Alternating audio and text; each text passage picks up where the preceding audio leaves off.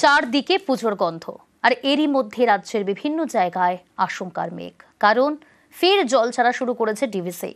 প্রতিদিন জল ছাড়ছে, আর তাতেই চিন্তা বাড়ছে, ডিভিসির ছাড়া জলে ফের এ রাজ্যে বিস্তীর্ণ এলাকা ভেসে যাবে না তো? এই প্রশ্নও কিন্তু উঠতে শুরু করেছে বেশ কয়েকজনের মনে।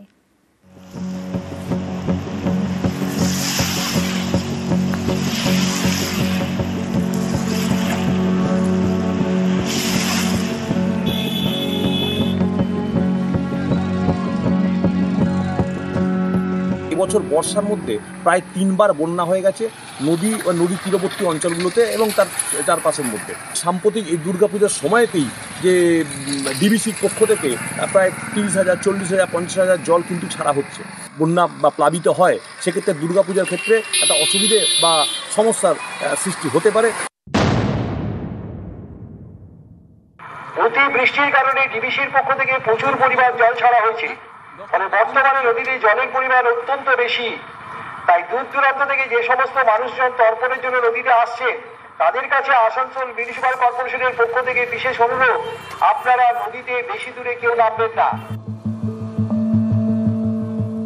ঝাড়খণ্ডে বৃষ্টি, জল ছাড়ছে ডিভিসি। দুর্গাপুরে ফুলে ফেপে উঠেছে দামোদর, সতর্ক প্রশাসন। রবিবার মহালয়া, ভোর থেকে মাইকিং করে সতর্ক বার্তা। তৈরি ছিল বিপর্যয় মোকাবিলা বাহিনীও। ঘিরে দেওয়া হয় বার্নপুরে দামোদরের পার। অত্যন্ত সতর্কতার সঙ্গে হলো তর্পণ। আজকের দিনে এতটা জল ছাড়া উচিত হয়নি, যদিও কারণ কর্তৃপক্ষ জানে যে আজকে তর্পণের দিন। ভয় তো লাগবেই, এত জল ছাড়ছে।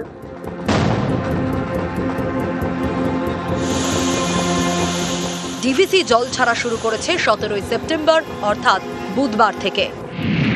রবিবার অর্থাৎ মহালয়ার দিন ছেড়েছে 31,000 কিউসেক জল। পাঞ্চেত ড্যাম থেকে 16,500 কিউসেক, মাইথন থেকে 14,500 কিউসেক। পুজোয় এবার বৃষ্টির পূর্বাভাস, এর উপর জল ছাড়ছে ডিভিসি। হুগলির খানাকুলে, মুন্ডেশ্বরী এবং রূপনারায়ণের জল বাড়ছে, যা দেখে ফের প্লাবনের আশঙ্কায় খানাকুল। তো এবছর বর্ষার মধ্যে প্রায় 3 বার বন্যা হয়ে গেছে নদী ও নদী তীরবর্তী অঞ্চলগুলোতে এবং তার চারপাশের মধ্যে। সাম্প্রতিক এই দুর্গাপূজার সময়তেই যে ডিভিসির পক্ষ থেকে প্রায় 30,000, 40,000, 50,000 জল কিন্তু ছাড়া হচ্ছে। বন্যা বা প্লাবিত হয়, সেক্ষেত্রে দুর্গাপূজার ক্ষেত্রে একটা অসুবিধে বা সমস্যার সৃষ্টি হতে পারে। দীপক শর্মা ও শুভদীপ ঘোষ, নিউজ 18 বাংলা।